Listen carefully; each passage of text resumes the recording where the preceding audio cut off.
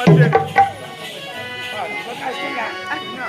நீதான் உங்க பொண்டாட்டி போய் வரானியா? போய் தான் வந்தேன். அம்மா வராங்க.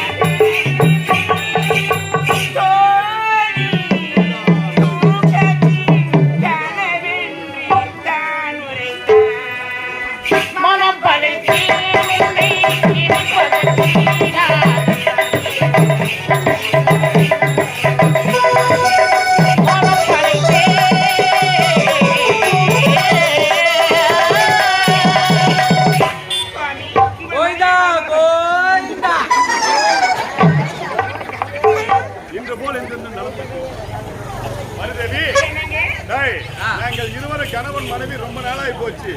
குடும்ப ரகசியம் பேச போறோம். அதனால இங்க வேலை கிடையாது. போலாம். நாங்க குடும்பத்தை பத்தி பேச போறோம். எப்படி பேசணும் தெரியல. குடும்பத்தை பத்தி பேச அங்க போய் பேசி எது வந்தாலும் தெரிஞ்சுக்கோ. இத பார்த்து பார்க்க கூடாது.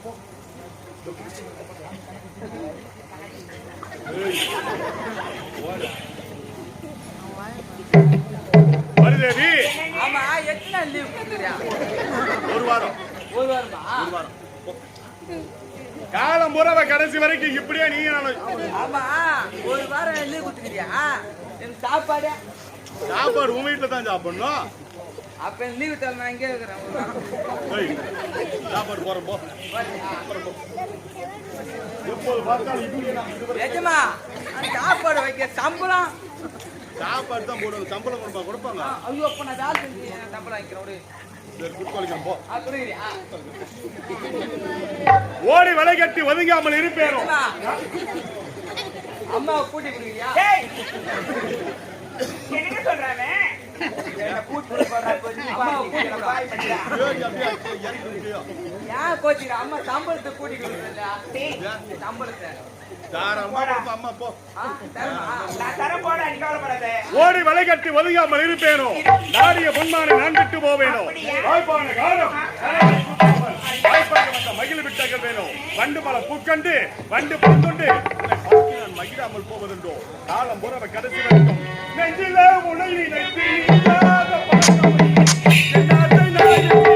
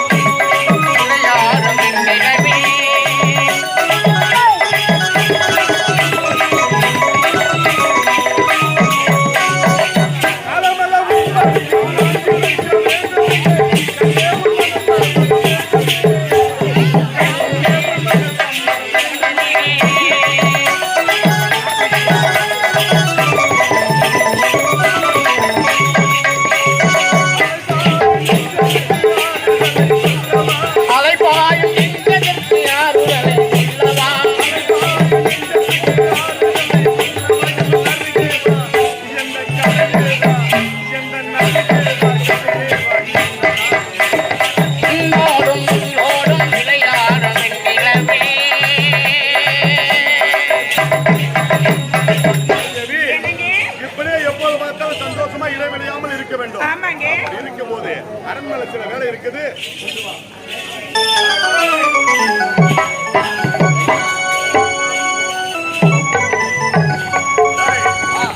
வர வேண்டிய கணக்கு பிள்ளை இதுவரைக்கும் காணவில்லை. கூப்பிடு கணக்கு பிள்ளைய.